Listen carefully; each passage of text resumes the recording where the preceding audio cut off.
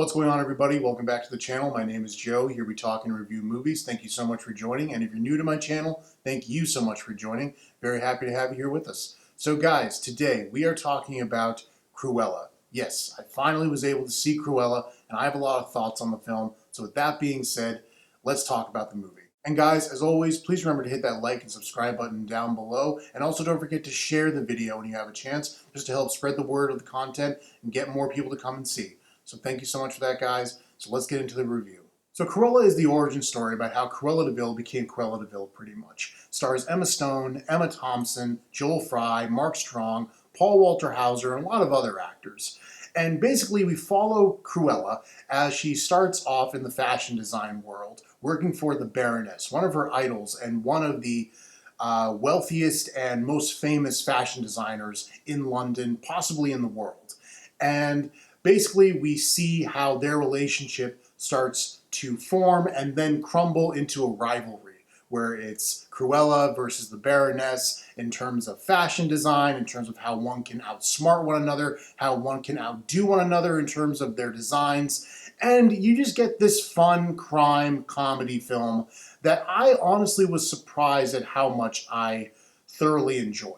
So first off the bat, what do I like about this movie? I really like Emma Stone in this. I thought she did a really good job. She does a great job of making this character a little more sympathetic. I remember a lot of my friends who had seen it before I did were saying like, oh yeah, they take the character in a more sympathetic route. You get to see how she sort of started off as someone before she became Cruella. And at first I was really, I didn't care for that. But with this, I actually think it worked because there were definitely moments where Estella is with Jasper and Horace, and they've known each other since childhood. You know, they're thieves. They just commit petty crimes and just to get by. But you get a sense that there is a family here.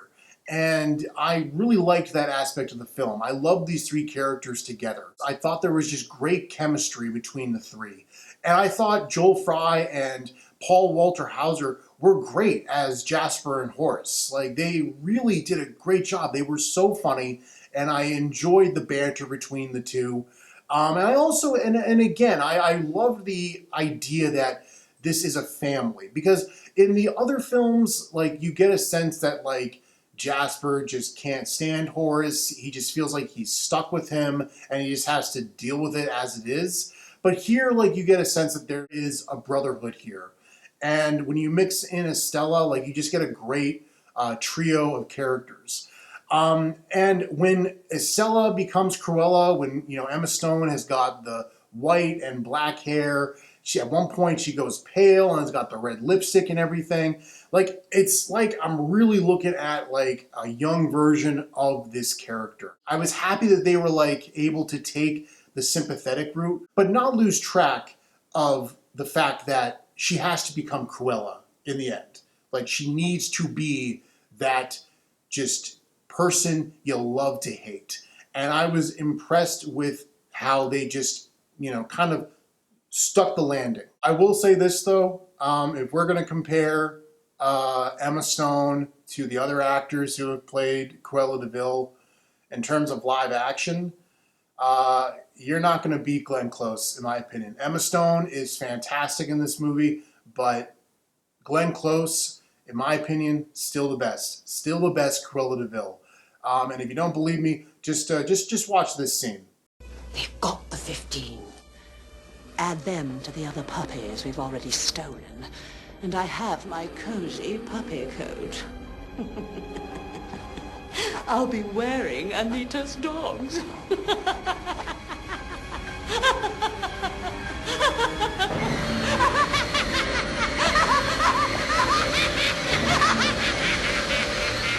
Emma Thompson knocked it out of the park as the Baroness. She's this cold, manipulative, just bitch. She's a bitch. She just cares about her fashion designs. She treats others like shit.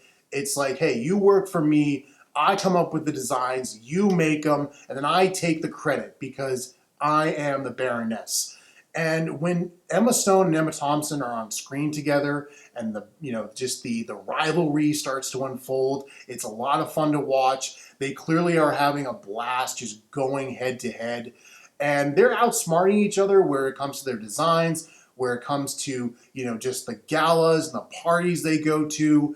And just, it's one fashion designer trying to take over another fashion designer. And to see that unfold is a lot of fun. That's where most of my excitement and my enjoyment of this movie comes in. I love the crime aspects of this movie. I love that we actually get to see this trio pull off really cool, crimes, whether it be petty or whether it's like breaking into like a vault to steal something. It's trying to be its own thing. It reminded me a lot of Jungle Book, where they took the original source material, the original movie, from the 60s, and just did something that they thought would work. And I appreciate that. With this, it's the same. I appreciate that they just tried to do something different. They didn't try to just, do another 101 Dalmatians and put Emma Stone as Cruella. I was just happy they tried to just give us an origin story that we thought would be fun, and I thought it was fun. Emma Stone's accent, it definitely took me a while to just get used to. She's trying, and I think she's maybe trying a little too hard at the beginning, but as the movie went on, I just got used to it, and it didn't bug me probably after the first 20 minutes of the movie. I love the fashion design in this movie. The fashion design is crazy. So many intricate designs. The costumes are beautiful to look at. The 70s, man, the 70s. What a fascinating time to live, I think. The clothing, the fashion, the music. There is great music, great soundtrack in this movie. It does feel a little random at times, like songs will just kind of pop in with every scene. But I liked all the songs where it wasn't something like Suicide Squad, where it was just, there were songs that would pop in that I would like, and then there'd be songs that pop in where I was like, I hate that song. And I just felt like, oh, that just took me out of the moment. Here, though, most of the songs either I knew or I had never heard before, but I enjoyed the tune and the lyrics, and I thought it fit well with the scene and what was going on. Craig Gillespie, his direction is spot on. He's doing really cool things with the camera. He's got his own style. He's really trying to just give you something cool to look at.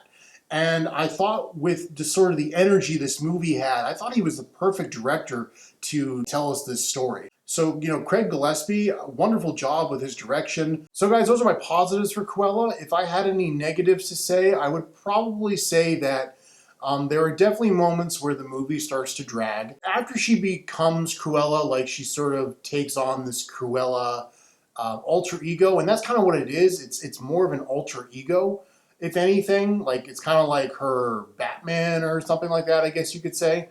There are just moments sort of after that sequence where it just starts to slow down, and I got a little bored.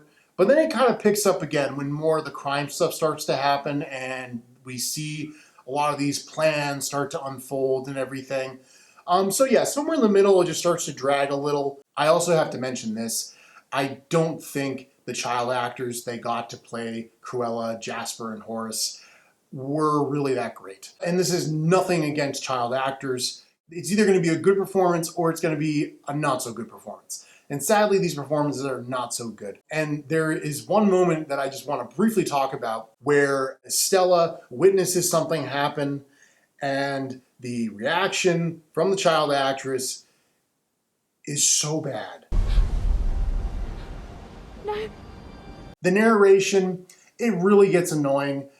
It pops in at random moments, and there are times where it just doesn't feel necessary. There are times when a scene is unfolding or something's happening, and I can get what's going on. But then Cruella will just break into narration, and it's like, why is this happening? We don't need this voiceover. Why? Why? Stop it, stop it. And guys, I think my last negative for this movie is that sadly, as much as I did enjoy it, I do think the movie is maybe a little forgettable. But the reason I'm not saying that I can't wait to go see it again or I can't wait to sit down and watch it again is because I am so over these live action remakes. And I really, really hope that Disney, they're not going to, but I really, really hope that they really start to figure something out here, because they're making the money, but I don't think they're helping their reputation in any way.